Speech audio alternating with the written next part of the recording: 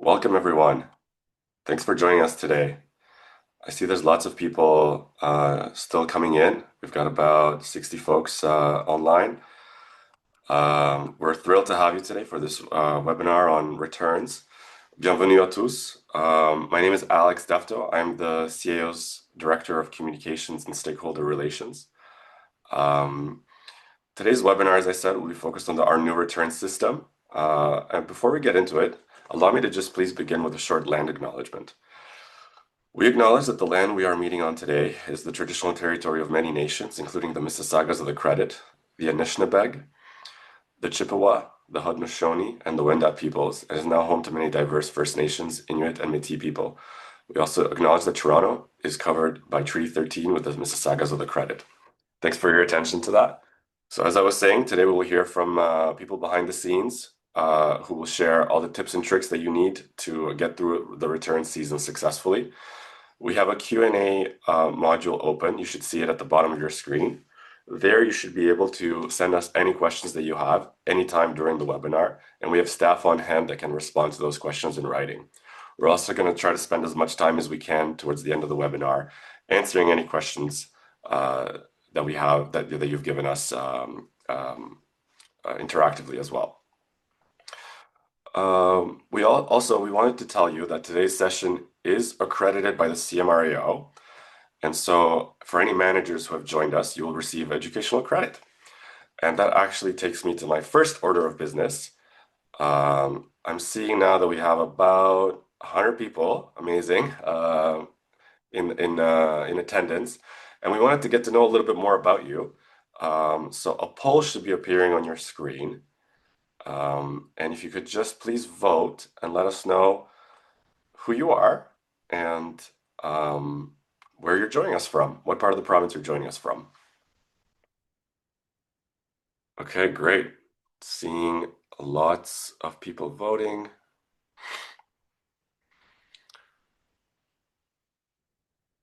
So unsurprisingly, I'm seeing a lot of managers, but also a few unit owners, which is great to see. Returns is a really important and key process of our consumer protection continuum. Everything that your condo corporation shares through returns ends up in our condo registry where you can look it up anytime. And so it's great for unit owners to be aware of this process. Board directors as well, it's really important. Some condo corporations are self-managed, and so they have to file returns without the support of management. And so it's great to see some board directors here. But also, if you have a manager, it's good to be aware of this process as well. Unsurprisingly, lots of people from the GTA. That's where all the condos are. But great to see lots of folks joining us from Eastern, Western, and even some from Northern Ontario. Amazing. Okay.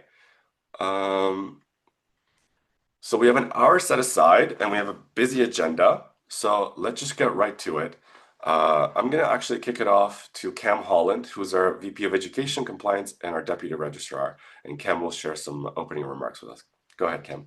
Great. Thanks so much, Alex, and welcome everyone. It's so great to see so many people come out and have an interest in the return system and process. And just we hope this will be an opportunity for you to get to know the returns process if you're new to it, and or as a refresher for the people that have been in the industry for a while.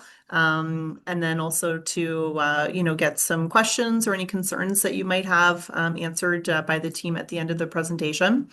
As everyone knows, all condo corporations in Ontario are legally obligated to submit annual returns. And so far this year, just to share with everyone, the CAO has seen about 42% of all condo corporations in Ontario submit their 26-27 returns so far. So we're doing really well. Actually doing better this time compared to last year. So we have more returns in. So about 5,600 returns that we've seen. We did have some performance issues with the system, as with every kind of system enhancement upgrade. We go through a bit of a curve to get all of those things sorted out, but largely those have been resolved. And so if you were experiencing some of those things, we do apologize, but we are trying to make the system better and more accessible and easier for people to navigate. I'm going to turn it over to my colleague Tim to kind of briefly explain about today's webinar. But just a quick note to say that, the CAO is always looking to improve our services. The webinar that we're doing today is kind of a first kind of tutorial style webinar that we're putting out into the world. And so, we hope you find it helpful. If you don't find it helpful, please, let us know what we can do to improve it, because we are going to try and start continuing to do these types of things. So I'm going to pass it over to Tim Lund Peterson, who's our Director of Education and Information Services. But thanks again, everyone, for coming.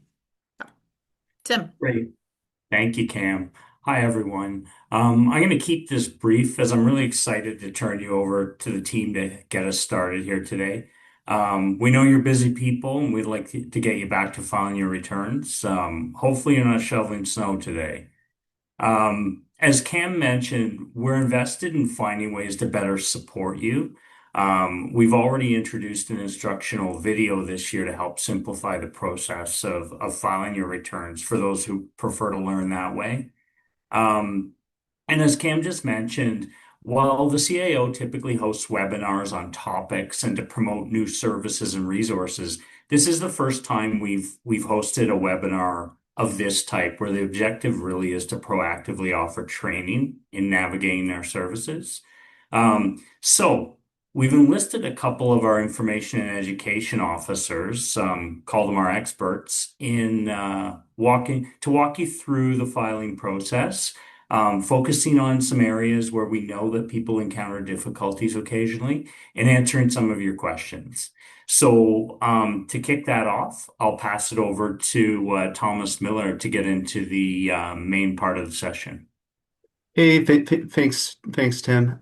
So in this part of the webinar, and also welcome everyone. So right now, what we're going to be doing is I'm going to be sharing my screen and guiding you step by step through how to access your annual return and complete the filing process. So if you have a return that needs to be filed, feel free to log into your account, or if you just want to follow along, as we cover some of these pages. So it's just going to take a quick moment. I'm going to share my screen right now.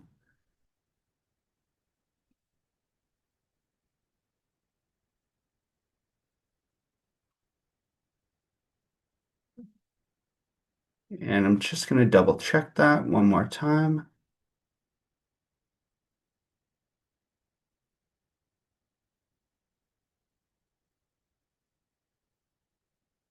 Okay. So now to start off. So what you can see, this page should be familiar. It's the homepage for the CAO's website. So what we're going to do is we're going to click in the top right corner here, and we're going to click on this CAO portal, and we're just going to log into our account. So it's just going to take me a quick moment. And if you don't have a CAO account, you can click on the create account option here. And but for right now, we're going to log in and we're going to start going on this return. So now what you're going to be brought to is this welcome to the CAO services portal page. And what you've got here is you're going to scroll down and we see a bunch of options. So you're going to look for file returns and notices of change. And we're going to click right here. So what we're going to do next is now we're on a new page and we're going to scroll down. You might see this big box if you're scrolling down. Don't mind it. Just keep going forward. And now we can see I've got 3 condo corporations here. So I've got the one in the middle. If you look at it really quickly, it says the returns are all filed, the invoices are all paid. This is what it's going to look like once you file the annual return this year and once you've paid your invoice. So we're going to jump right into one of these condos that has not filed a return. So now what we have is we're brought to this, what would you like to do today page? And here you're going to notice we only actually have one option. So if I go to try and click to file a notice of change, I can't do that. It's just the file condo return. So we're going to click on here. We're going to click on action required. And when we're ready, we would click on continue. There's one last thing I want to show you before we do that. So on the left-hand side here, you've got this do you have any questions option. And we can access the CAO's condo returns guide here at any point, or you can also click on this second link here, and we've got a new tab that opens up. And here, again, we've got a few more resources for you. So again, you've got that condo returns guide. And if we look at these three boxes here, so these are the three boxes you might see while you're filing. An info box, we're going to show a couple examples of this throughout the return. You're also going to see you might see a yellow warning message. It does mean that you can still continue filing your return, but the information may be flagged. The best example of this is if your condo loses quorum for any chance and you still have to file your condo return. So say you've got only one of three board positions filled, you don't have that majority. That's something where you can still continue filing, but it's something that we want to know, and it's something that's going to be flagged. So the last one is this red error message. This is what we don't want to see. If you do get this, you're going to have to correct the information in order to continue. So let's go right into the return. So we're going to go back and just one last time. So you're going to click on File Condo Return, Action Required, and then we're going to click on Continue. And now we've got this page for the annual return. So what we're going to do here is first off, the main difference between the old system and the new is that previously all of the questions were on one page. So you would scroll down and you'd have several questions. Now we've got this navigation bar off to the left-hand side over here. So we've got four options. We have general and operational info, fiscal year information, condo contacts, and review. And so one of my favorite things about the new system is just when you're going through here, so you can access these boxes while you're going through any page. You can also click on them to jump to different portions of a return. So if you're a condo, and a lot of condos are going to be in this situation, where say you've filed your notices of change throughout the year, you don't have many updates to make. So if you fall into that category, your return, it's going to be pretty simple. You don't have many changes to make. So you might want to jump to the review portion. Here you can scroll through and just check to make sure that all of the information is correct. So we're going to scroll through this pretty quickly, but then you say to yourself, you know what, we do have a new AGM date, and you know what, we do have a new director. What you can do is you've got this edit option off to the side. You can click on that and you can save yourself some time by jumping just to the sections that you need to update. And that's going to save yourself some time. We're going to show a little bit more of that later on. But for now, we're going to go through each of the pages in the return, and I'm just going to have a few quick comments on them. So this will take a little while, but right now we've got this basic information page. And you'll notice here, it says read-only data. And so I can't actually edit anything in this box. Stuff down here, I can make a change to, but I don't need to. And unless you're filing your first condo return, you're typically not going to make any changes on this section. So what happens if you say to yourself, I do have to make a change? You want, for some reason, we're listed as a standard condo and we're not a standard condo. So what you would do is you've got this special notice of change you'll see here. And we're going to click on this box just to show a little bit more info. So there's going to be a few portions of a return that we're going to look through early on where you're not actually going to be able to make updates. So you'll see the four instances here. And mainly this comes up if you have a change in voting units. And it's most common for condos that are phased condos where you're adding a new phase. So now you have, say, 10 more units that you have to add on. So the big thing with this special notice of change, it does have to be submitted to us.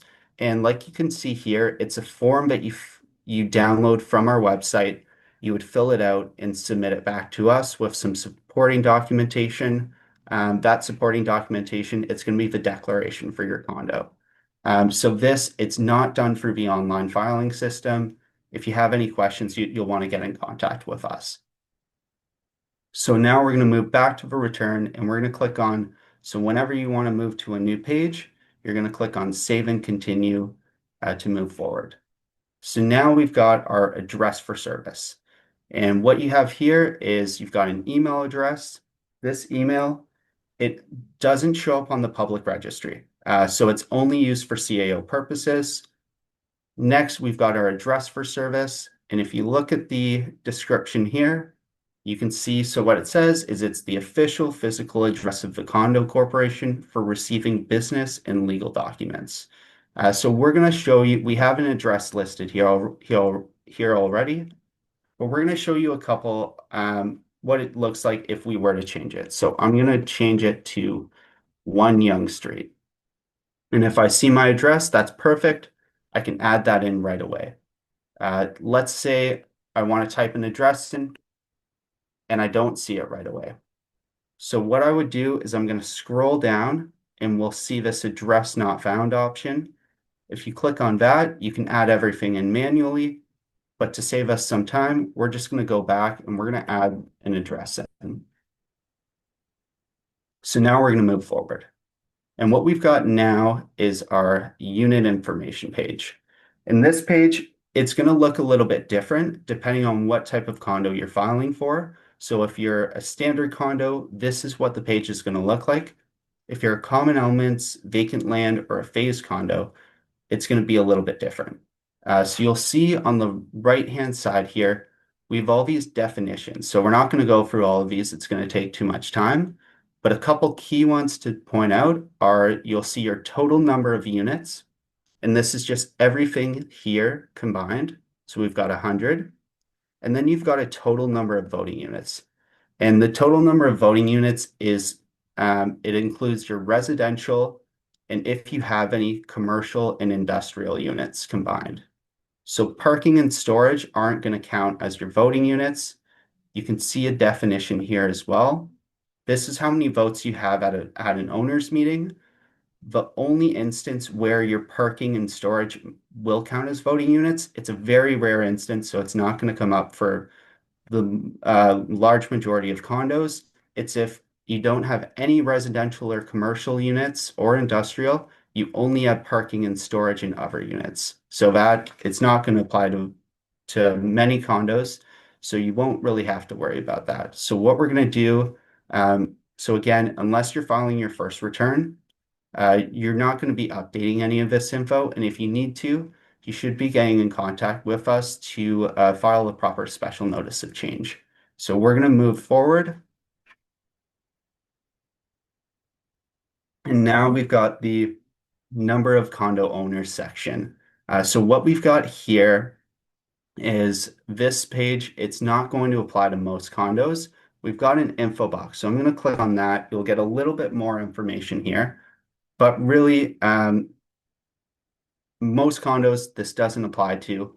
If it does, you're going to click on yes, and we're going to ask you for more information. But again, very few condos fall into this category. Or where it might apply, where you would have this second question you might be answering is, say you're a condo that was recently registered and the declarant still owns a majority of the units. That's something that might be a little bit more common. But for right now, we're going to move ahead and we're going to click Save and Continue. So now we've got our turnover meeting, and a turnover meeting really quickly. It's called after the declarant or developer no longer owns the majority of the units. They have a legislative timeline for when they're going to call and hold this meeting, and there's certain documents that are going to be turned over to the new board elected from the new owners. So what you can see in terms of updates here, I can't update anything. So this, you have your turnover meeting date once, and you're not going to make any changes after that. So this page, we're going to be clicking Save and Continue, and there's not much we're going to do here. So now, again, so you'll see a pattern. A lot of these early pages in the general and operational info, a lot of this isn't going to apply or the information is going to stay the same. So this is where it is helpful if you want to speed up some time when you're filing to look at that review and have a quick glance of it, and then you can kind of skip some of these sections. So now we've got this court-appointed portion, and I'm going to open up the definition really quickly. But again, it's very seldom that this is going to apply to your condo. But if it does, we do need to know that information. So you would be putting your name of the inspector or the name of the administrator. And this information, it would be public on the public registry. But we're going to file with the answer being no, because it's not going to apply to most condos. So now you can see if you're looking off to the side, we've moved into the second portion of the return. So here you've got your fiscal year for the condo corporation. And this, again, your fiscal year, it's quite rare for when this is going to change. But one thing to keep in mind is this date that's listed here, it helps inform other resources on the CAO's website. So you can see what I was highlighting just now is the condo calendar tool. And that it's a resource that takes the fiscal year that's filed with the CAO, and it's going to tell you a couple things. So it's going to let you know when your AGM date is based on that 6-month requirement. It's going to let you know when the last day to send your AGM notices is. And then finally, it's going to let you know if you can, so it'll also let you know when your periodic information certificates need to be sent out as well, because it's based on the fiscal year for your condo. So that's just a quick little tip. It's one resource on our site. We're going to be talking about it a little bit more later on down the line as well. So since we're not making any changes, we're clicking Save and Continue. And what you can see here now is we've got our annual general meeting. And this is when you're going to start to get to the pages where we're going to be making some more updates. So we're not going to add a new date in here right now, but if you do need to add one, you're going to click on this calendar icon and you're going to be able to maneuver around. So you can click on here to jump to months quickly. You can click on the name to jump to kind of a more full view, or you can click on it again to get an even larger view to go through years. So what you would do is you would put an AGM date in, and you'll answer this fiscal year of AGM date. We're going to get a not applicable option. That's just because of the way that I had set up this condo. Typically, you'll get fiscal year options. And what we'll have finally is you've got new date or correction. Your new date, so most condos, it's a new AGM that you're adding in. So we're just going to put new date here and we're going to move ahead. And now we've got our board of directors and non-director officers section. So here we're going to look at this number of director positions question just off the bat. So here, what you're putting is it's not how many positions are occupied, it's how many total positions are available on the board. So in this instance, we have 3 directors. We're saying that this is a board that only has 3 positions available. So that's why I'm going to put 3 here. And looking down here, you've got your contact cards for each of the directors. So the names look a little bit funny. They're all test secretary, test account. But what you would do here, these contact cards are a quick glance where you can say, is this person still the secretary? Do they still have the same term start date? Are these any updates that I need to make? And what we're going to do now is we're going to show you how to delete, edit, and add a director. And we're going to pick on this contact right down here, this test director. So what you would do to delete the director, you're going to click on this icon of the garbage can down here. We're going to click on that. We have a quick confirmation to make, and then we're going to delete them. And you see right away, I've got this success. This director has been removed. So what we're going to do now is we're going to add them right back.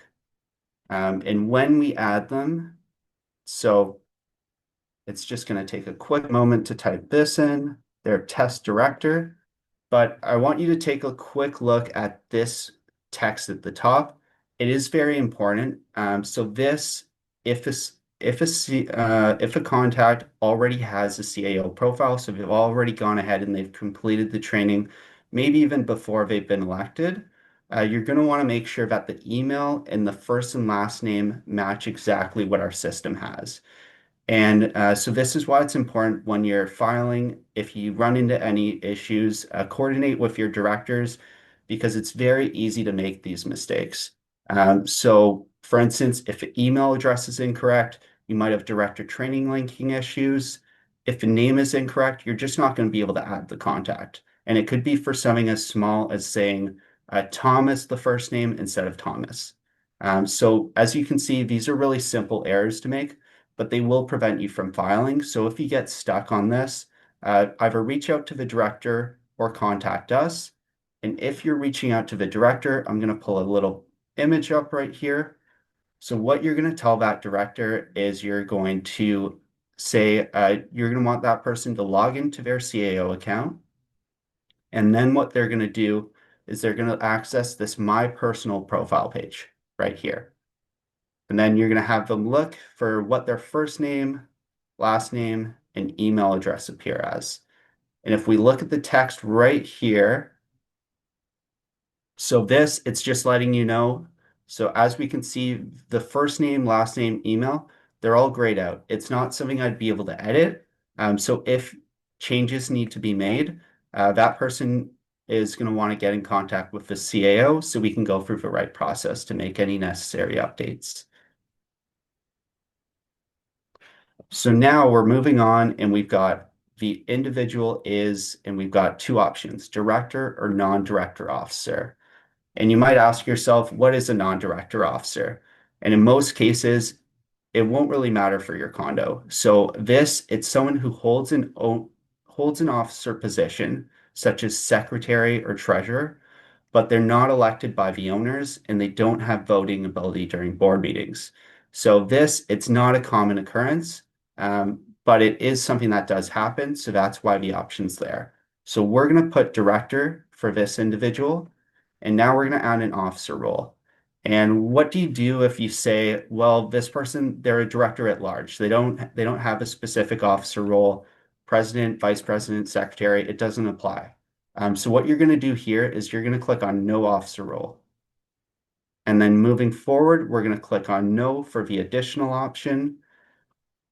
And then we've got our access settings. So I'm going to pull this up really quickly. If you want some more information, you can read the text on screen. But for the main part that you need to know here, it's if you have full access, you can do exactly what I'm doing right now. You can file the condo return, you can file a notice of change, and you can pay invoices. Otherwise, you just have read-only access.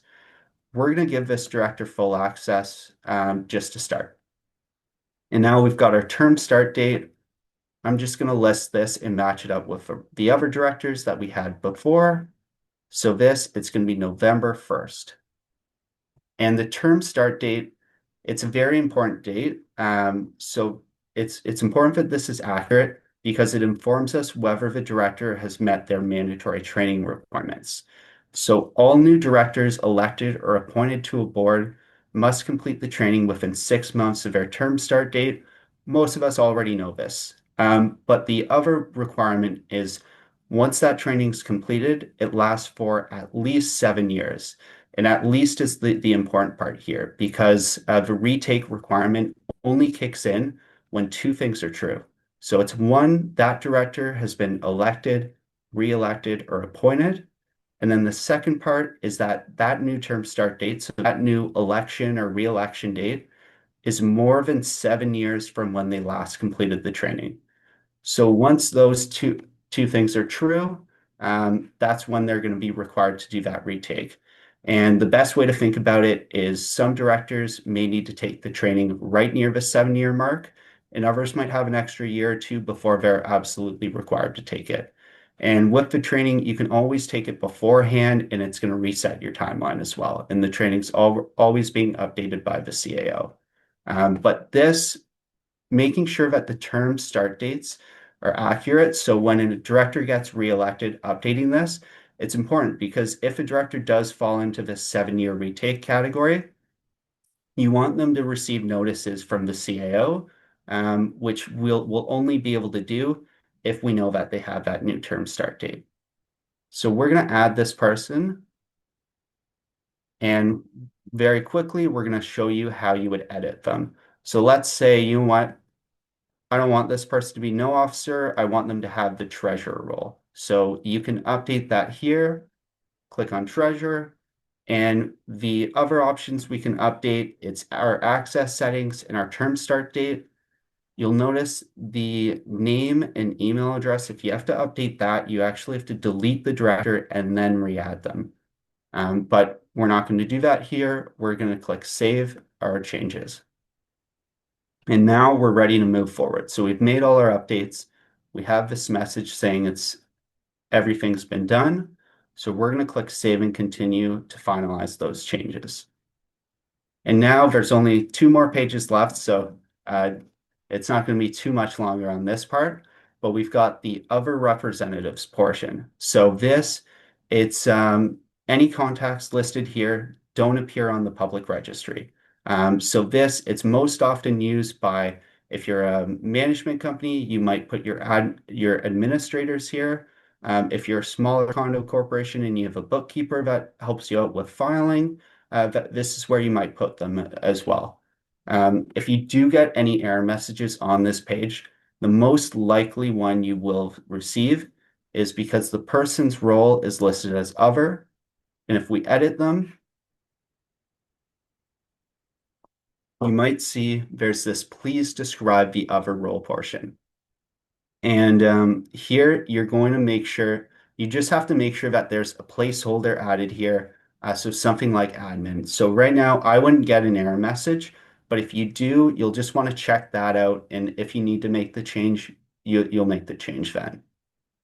So we're going to go ahead and we've got our management providers and managers. And the big difference between the old system and the new is that previously you had a section for your manager and you would add your management company separately.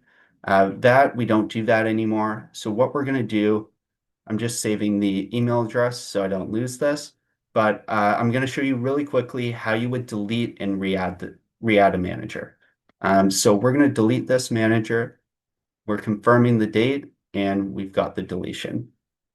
So now we're going to add them back. And when you're adding the manager in, you're just going to slowly type in their name.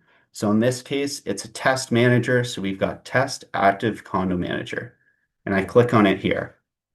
And you can see there's information that auto populates. I've got their license name, their license number. We're going to do the same with the management company. So it's going to be active test management company.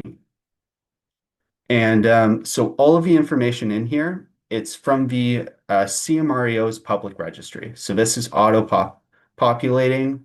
If you don't find if you're trying to type your manager in and you don't see it, or the management company, just make sure that you do it slowly, because sometimes it's easy to type it in too quickly and maybe you have a space where there isn't one. So what we're going to do now, we're just going to put a contract start date, and we're going to put this as March 1st of 2025. And I've got 2006 here. I don't know how I did that, but that's why I'm getting that error message.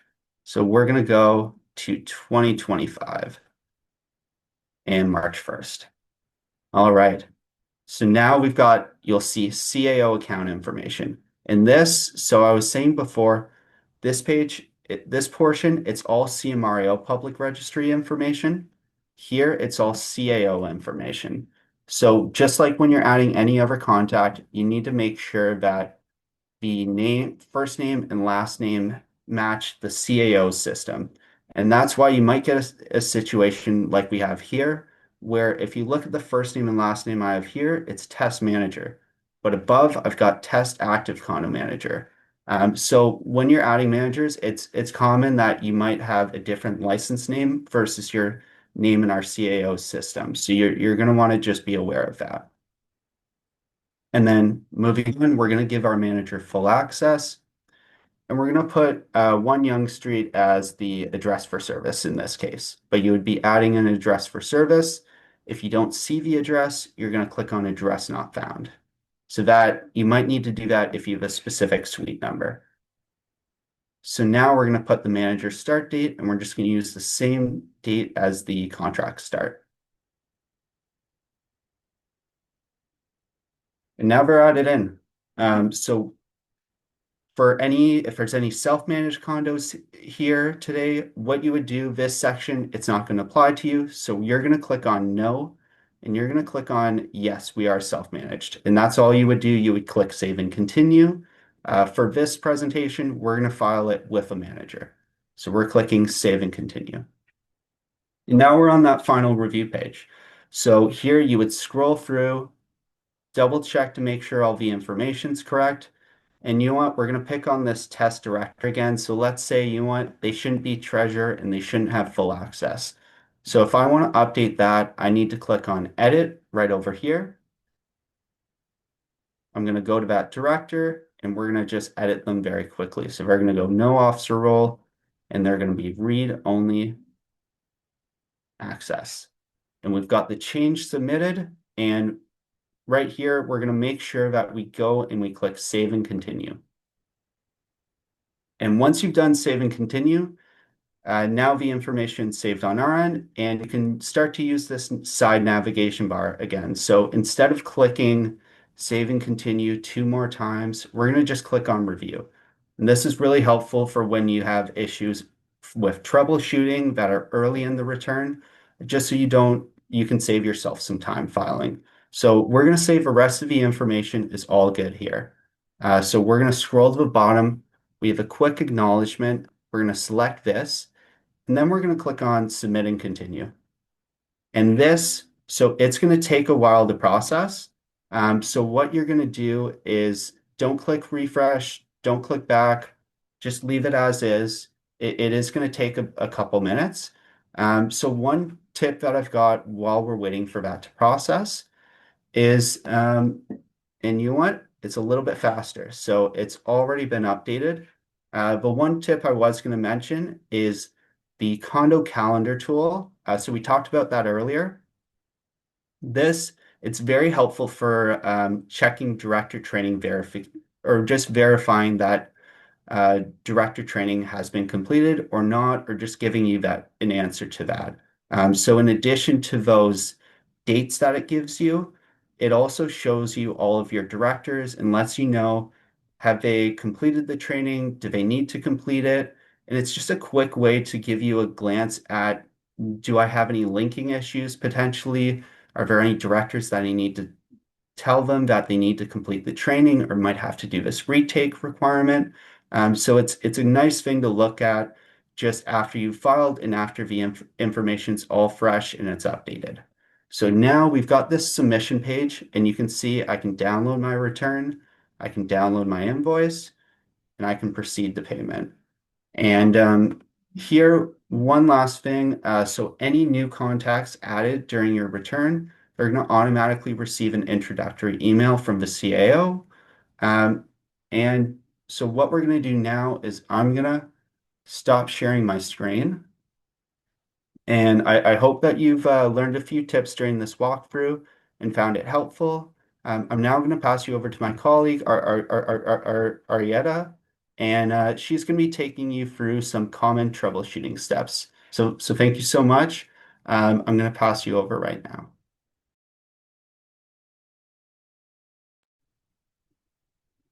Hello, everyone, and thank you for joining us. Today, I'm just going to take you over through some returns, troubleshooting, and payment overview. I'm going to share my screen.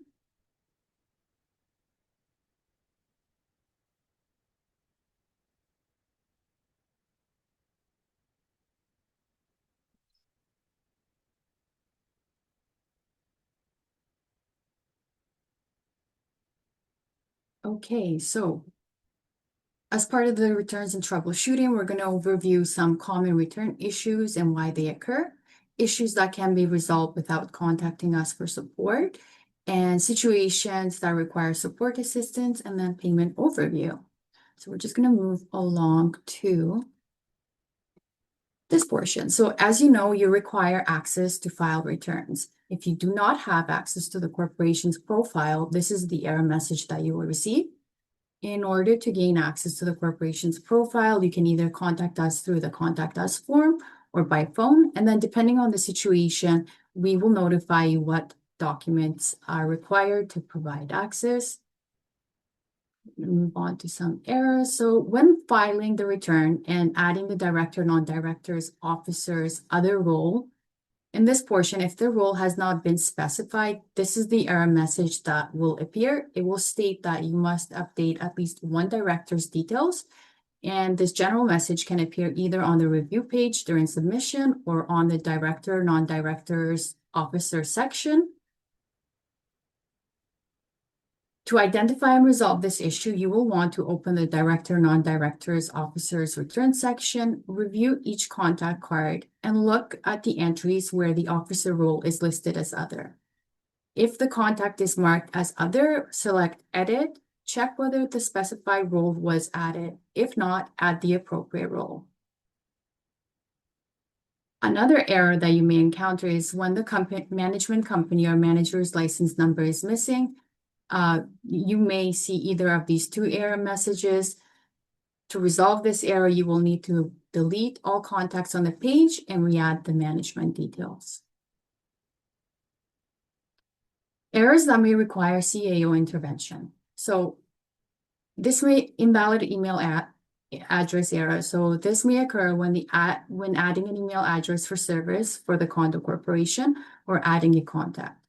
Changing the email address of a CAO account. As you know, each account is linked to a single unique email address. To ensure that the account is linked to the contact's new email address, you will have to contact us so that we can make the change on our end.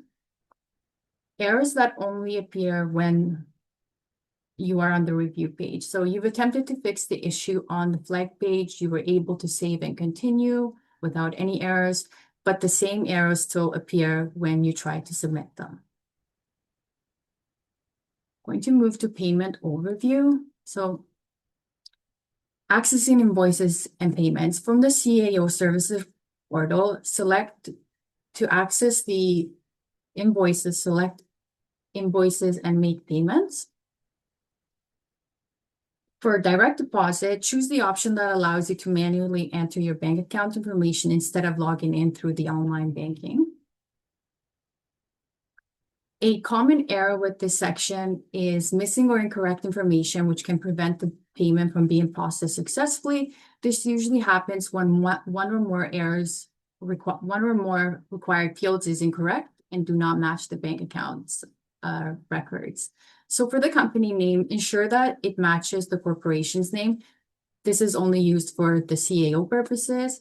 For the account number, it must either be 7, 10, or 12 digits. The institution number must be 3 digits.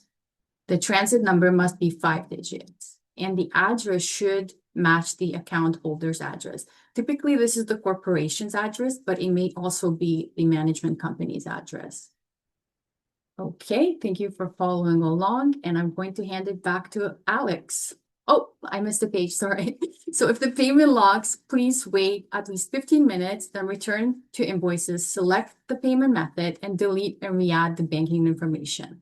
So if you do these steps and their issue is not resolved, you may contact us so that we can further investigate.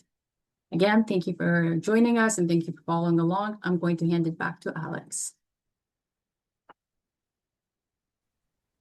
Thank you so much, Arietta. And Tom, thank you for taking us through all of that great information. It was really informative. I hope everyone else enjoyed it. It's great that we are able to do this webinar with you guys. This is a little bit kind of smaller and more intimate than we're usually used to with our webinars. We have just about 150 people joining us. And it's really lovely to do that because we actually are able to answer all of your questions in the chat. And I think we've actually been able to get through all of them. Though we do have a couple of questions that we've received before the webinar when people signed up. So maybe we can spend a little bit of time, since we have a little bit of time left, just going through those. So one question that we received ahead of time was, how can I find out if a director has completed the training? And maybe Tom, you can walk us through that. Thanks, Alex. So there's a few ways we can find this out. So one of them is you can check the condo calendar tool, so that you're going to be able to see whether the director is linked to the condo corporation. And if they are linked, you can see their training right away. You'll get to know whether they've completed it. In some cases, if they've completed it late, you'll also be able to see that as well. But that's a good way to know. That's a great first spot to check. But what happens sometimes is we get linking issues with directors. And if you have a linking issue, you might talk to the director. They might send you a copy of their certificate, and you might know they've completed it, but for some reason, it's just not showing up on the account. So what they're going to do is you're going to tell that director to sign into their CAO account. They're going to go to that My Personal Profile page that we showed a little bit earlier, and they're going to tell you exactly how their name and email address is listed. And then you're going to try and add them through a notice of change using that info. So once we know that it's a linking issue, that's all we'll need to do. But alternatively, if you do get stuck, which it does happen, our call lines are always available, so please contact us. We'll be able to work with you to provide any confirmation that's needed, as long as you're linked to the condo corporation and are a contact. Thanks so much, Alex. Lovely. Thank you, Tom. So I've noticed we've gotten a lot of questions about payment. So maybe we can also address the payment question live as well as through the chat. And so perhaps, Arietta, could you tell us what methods of payment does the CAO accept? So currently we accept MasterCard, Visa, direct deposit, as well as Google Pay. That's right. Yeah. So we no longer accept checks, but you can go into the portal and enter your banking information. That's usually what we offer folks. I think our staff are answering some final questions in the chat. But otherwise, that's actually all the time that we have, and that's all the questions that we have. But before you leave us, if you could please answer just a couple more polls, we would be super grateful because we would like to hear what your experience was like. And we also would like to know what topics you'd like us to cover in the future if we were to do another webinar like this.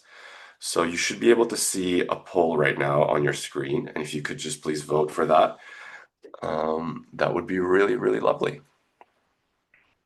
So we got a couple of questions here, really 3 questions. What additional information should we have focused on today? And if you selected other, you can specify. And for future webinar topics, what would you like us to cover? And I'm seeing folks voting right now.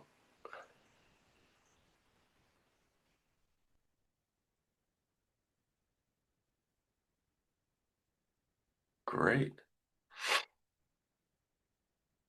And again, thank you to all of you guys that have joined. And thanks for all the really wonderful and insightful questions.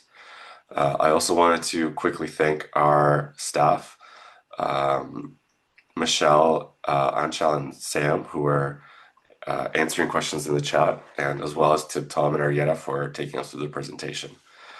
So we've just shared the polls, and thank you very much. Most of you seem to believe that the content was sufficient. There are some payment resources on our website that you can check out in our guide section, our technical guides, if you'd like more information about that. And of course, as always, our phone lines are open, and you can also write to us through the contact us page. So please do not feel like if we didn't get to something that you needed us to address today, you're not going to be able to in the future. You can always call us or write to us, and our wonderful staff, will be able to answer you. Having said that, I think we're going to end it there. Thank you all for your feedback. Thanks for coming. And I hope you all have a great afternoon. Thank you.